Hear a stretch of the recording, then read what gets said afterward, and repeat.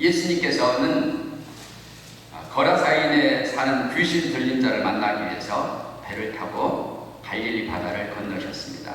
그리고 그를 만나서 회복시키신 후에 다시금 건너편으로 다시 가시죠. 가까운 거리가 아니었습니다.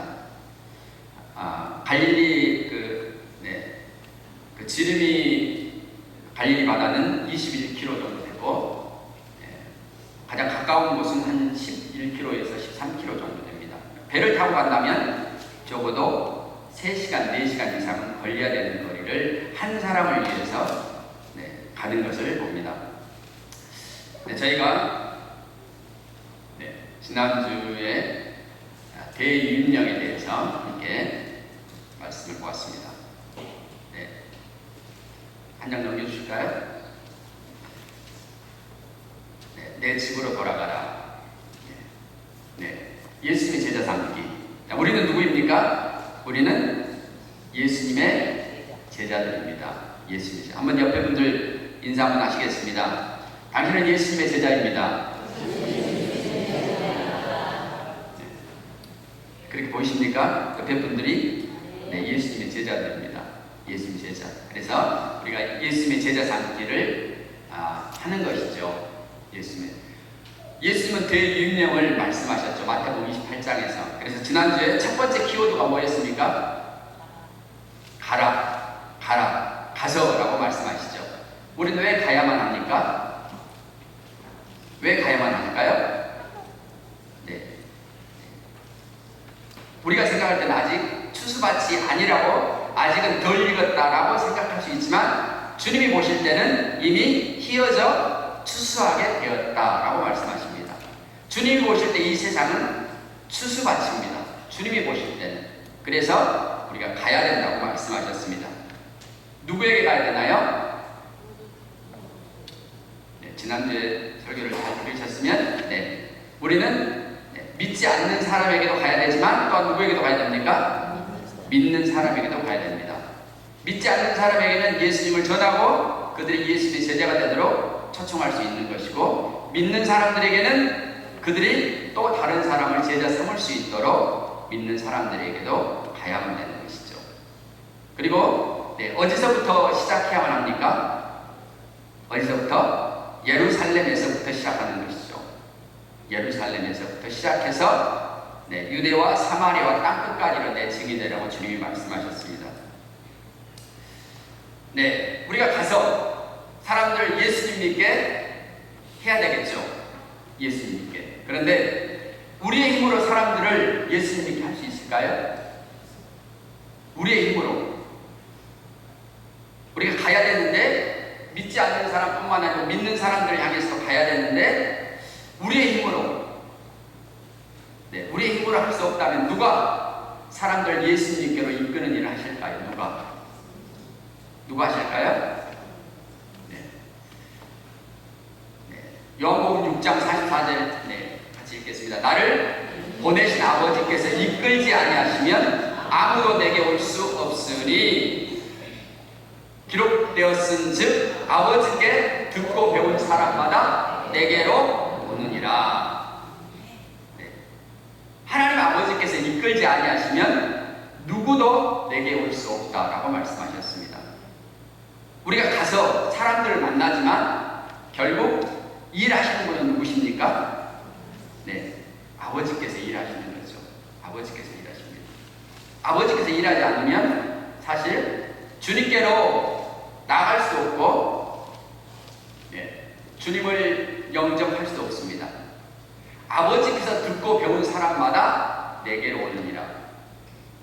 이 말은 아버지께로부터 듣지 못한다면, 배우지 못한다면 어떻게 될까요? 예수님께로 나올 수 있을까요? 나올 수 없습니다. 교회는 데리고 올 수도 있지만 중요한 것은 무엇입니까? 중요한 것은 예수님께로 나아가는 것이고 그분을 영접하고 그분과 함께 신앙생활을 하는 것이죠.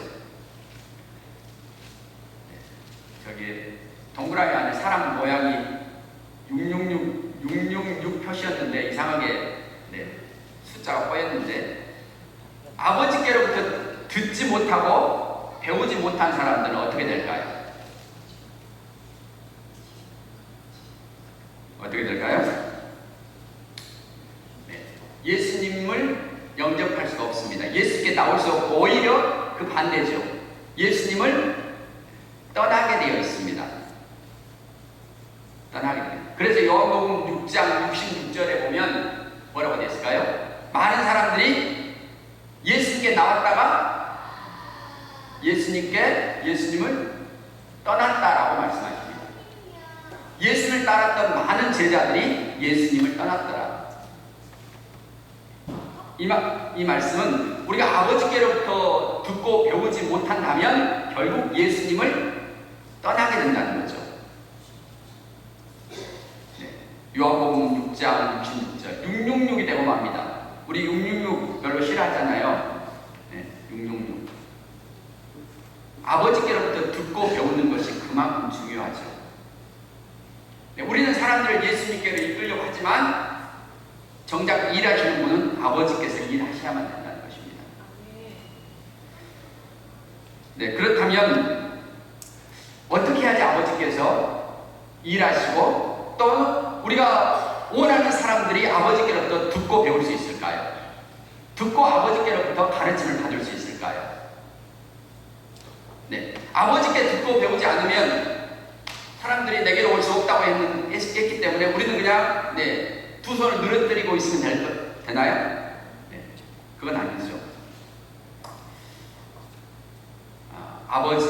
아버지께로. 네. 예. 초대교회는 어떻게 했을까요? 초대교회는 모였을 때 뭘 했을까요? 네, 성경을 읽었습니다. 초대교회는 성경을 읽었고 피차 가르침을 받았다라고 골로새서에서 말씀하셨습니다.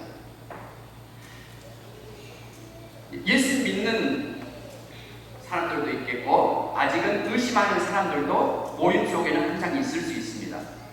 또는 우리의 자녀들이, 우리의 배우자가 또는 우리와 정말 가까이 지내는 사람들이 아직 예수님을 영접하지 않을 수도 있겠고 여전히 의심하는 사람들이 있을 수 있습니다.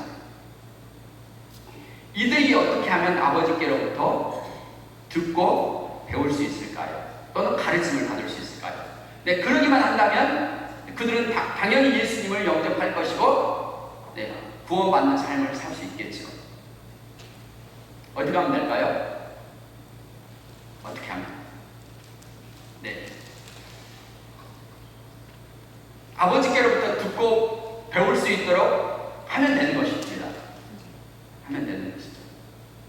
함께 성경을 읽을 수 있다면, 물론 꼭 성경이 아니더라도 우리가 간증을 할 수 있고 또 우리의 입을 통해서 하나님의 말씀을 나눌 수도 있죠. 하나님의 말씀을 함께 읽고 피차 가르침을 받을 수 있다면 이거보다 더 좋은 것은 없을 것입니다.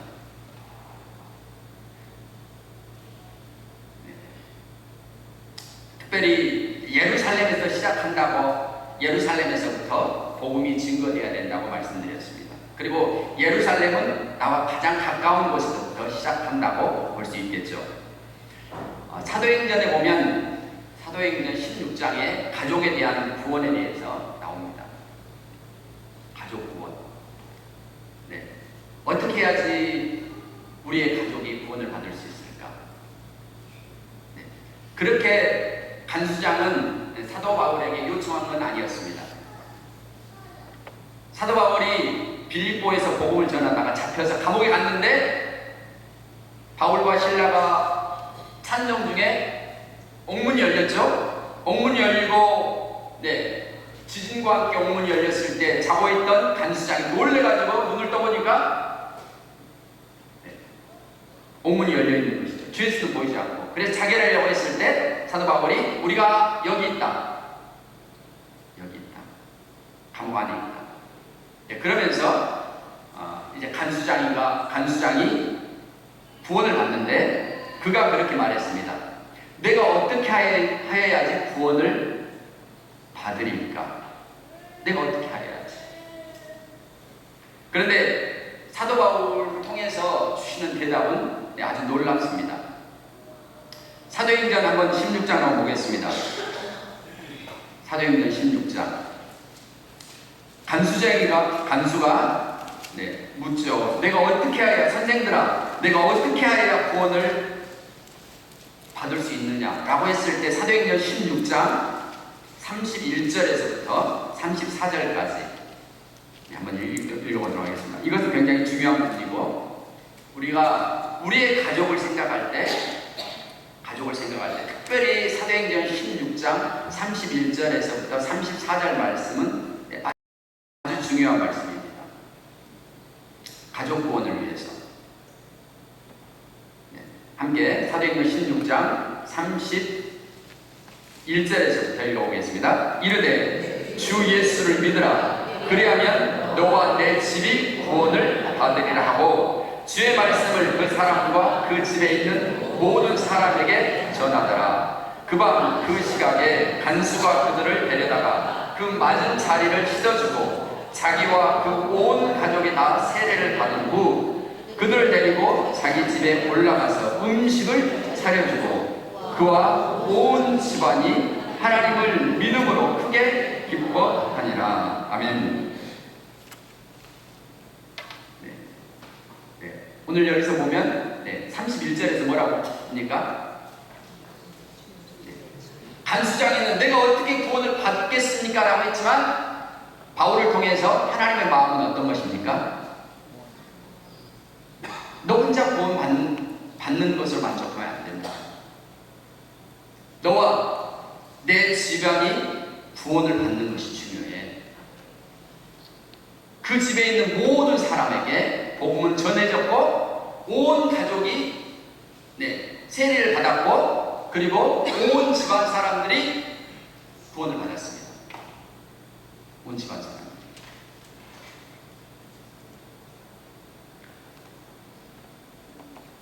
만약에 우리가 신앙의 일대라면 모태신앙을 가진 분들은 가족에 대해서 그렇게 절절하게 가족 구원에 대해서 생각지는 할 필요가 없을 수 있지만, 만약 우리가 신앙의 일대라면 우리의 가족들을 생각해야 합니다. 우리 형제들을 생각해야만 합니다. 그리고 오늘 사도행전 16장의 이 본문을 정말 우리가 묵상하면서 가족 구원에 대해서 정말 하나님 앞에 기도하고 또 간절하게 열망해야만 합니다. 우리의 가족, 우리의 형제가 구원받기를 위해서. 왜냐하면 31절에 34절 말씀을 보신 것처럼 이것이 곧 하나님의 마음이니까요. 너만 구원받는 것을 하나님 원하시는 게 아니고 우리의 온 집안이 구원을 받는 것을 하나님 원하시기 때문에 그렇습니다. 그러면 어떻게 해야만 합니까? 어떻게 해야 할까요? 우리의 온 집안이 구원받으려면요, 뭘 하면 됩니까? 뭘 하면 돼요? 가서 나눠야 되겠죠. 가서 나누면 뭘 나눠야 됩니까? 우리의 인생, 예수님을 알기 전에 나의 인생이 얼마나 개판 오분전이었는지를 나누셔야 됩니다. 그리고서는요, 예수를 만났을 때 예수를 만나게 된 계기와 내가 예수를 만나고 어떻게 변화되었는지, 그래서 이 부분들을 여러분들이 생각하셔야 됩니다. 내 형제들 아니면 내 자녀들 향해서 그들이 아직 의심하고 있다면 우리가 뭘 해야만 합니까? 나눠야만 하죠. 나눠야만 합니다. 예수님을 내가 알기 전에 우리의 인생을 다시 한번 정리해봐야 됩니다. 그때 내가 정말 이런 자였지. 사돈이 땅을 가면 뭐 한다고요? 배가 막 이상이 꼬이고 아프죠. 그런 자였다고 내가. 증오심들이 불타오르고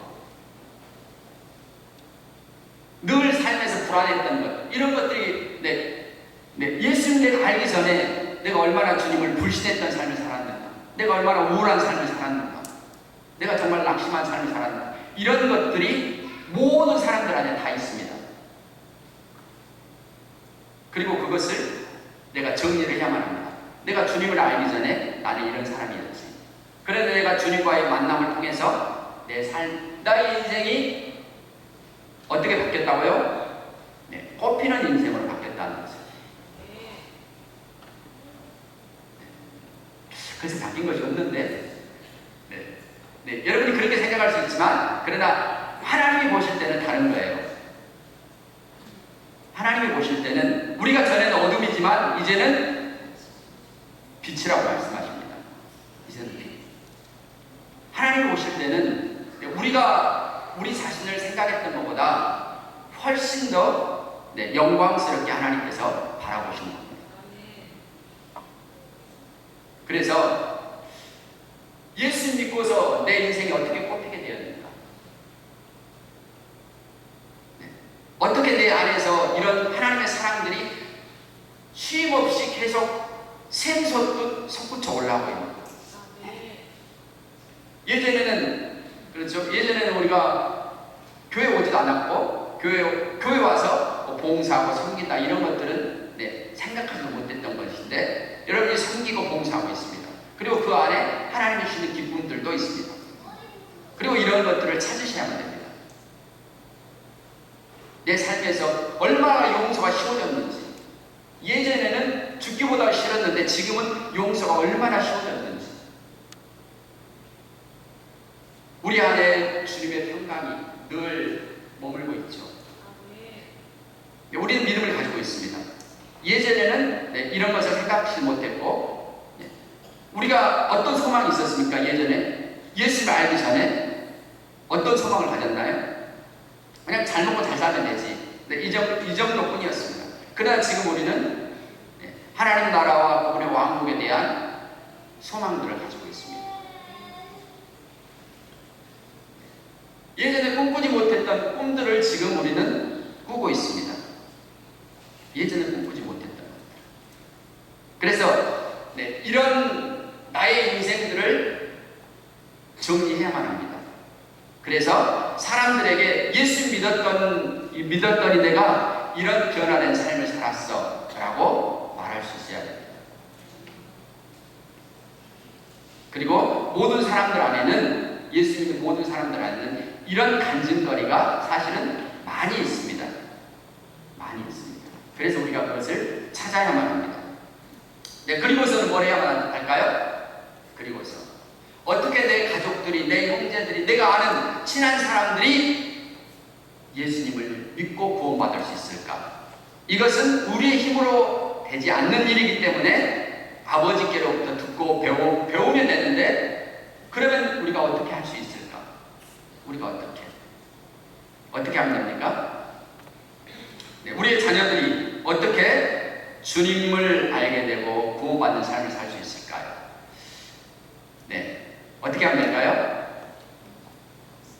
우리가 성경을 열심히 가르치면 될까요? 그렇지 않습니다. 우리는 우리의 자녀들과 함께 성경을 읽을 수도 있습니다. 함께 성경을 읽을 수 있습니다. 우리가 이런 의식을 가지고 하나님 아버지께서 가르치시면, 하나님 아버지께로부터 배운다면 이들은 예수님을 알게 될 것이고 구원받는 삶을 살게 될 거야. 그리고 이들이 하나님께로 가르침을 받으려고 한다면 함께 성경을 읽든지, 아니면 우리가 말씀을 나눠야 되는데, 사실 말씀을 나눈다는 것은 많은 부담들이 있습니다. 그러나 함께 성경을 읽는 시간을 갖는 것은 그렇게는 어렵진 않습니다. 그렇게 어렵진 않습니다. 그리고 우리가 이 믿음을 가진다면 아버지께서 일하시지, 성경을 읽을 때 우리의 자녀들 안에서 또는 우리의 형제들 안에서 하나님께서 일하시지, 하나님이 일하시지, 이런 믿음을 우리가 풀어놓는다면 하나님께서는 당연히 일하시죠. 당연히 일하십니다. 그리고 우리는 성경을 함께 읽고 뭐 할 수 있습니까? 함께 피차 아버지께서 가르치신 것들을 나눌 수 있습니다. 피차 가르침을 받을 수 있습니다. 그래서 우리의 집이 초대교회처럼 그런 멋진 그 집의 교회들이, 그 집의 모임들이 이루어진다면, 형성된다면 얼마나 멋질까요?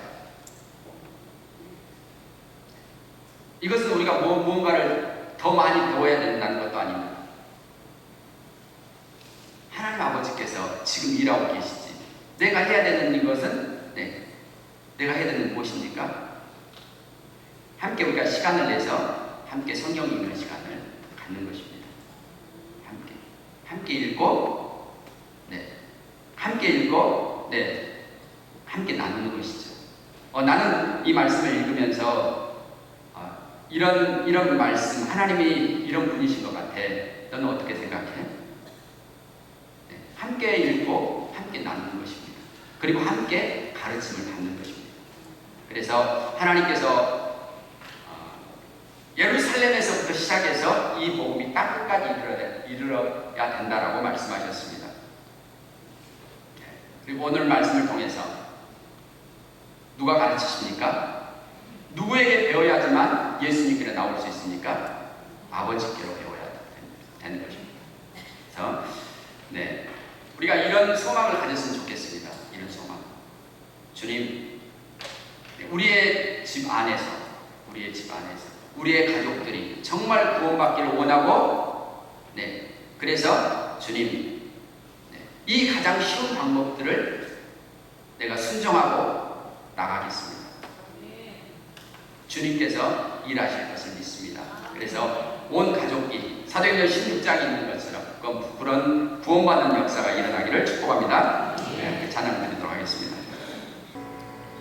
오늘 마가복음을 통해서 주님께서는 습으로 돌아가 주께서 내게 어떻게 큰 일을 행하사 너를 불쌍히 여기신 것을 내 가족에게 알리라 라고 주님 말씀하셨습니다.